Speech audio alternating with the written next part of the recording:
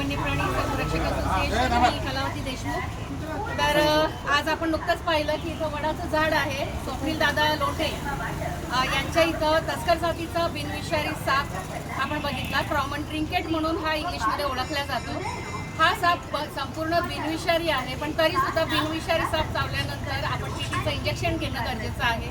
साप ओळखायचा कसा, तर आपण नुकताच बघितलं, मी तुम्हाला दाखवलं की साप आधी बघून घ्या। त्याची हाफ बॉडी जी आहे ते चेक्स टाईप आहे आणि मागचा जो भाग आहे तो पूर्ण प्लेन राखाडी रंगाचा आहे। ठीक आहे, तर हा साप सगळ्यात शांत साप आहे। फक्त त्याला डिवचलं किंवा चिडवलं किंवा त्याला काही मारलं तर तोही चिडतो, तोही चावा घेतो। तर चावा घेतल्यानंतर ग्रामीण रुग्णालयामध्ये टीटीचं इंजेक्शन उपलब्ध असतं, तर ते तुम्ही घेणं गरजेचं आहे। इथं खूप जमाव जमलेला होता, त्यांनी लक्ष ठेवलं। साप आला म्हणून मारलं वगैरे नाही, एका जीवाची रक्षा केली।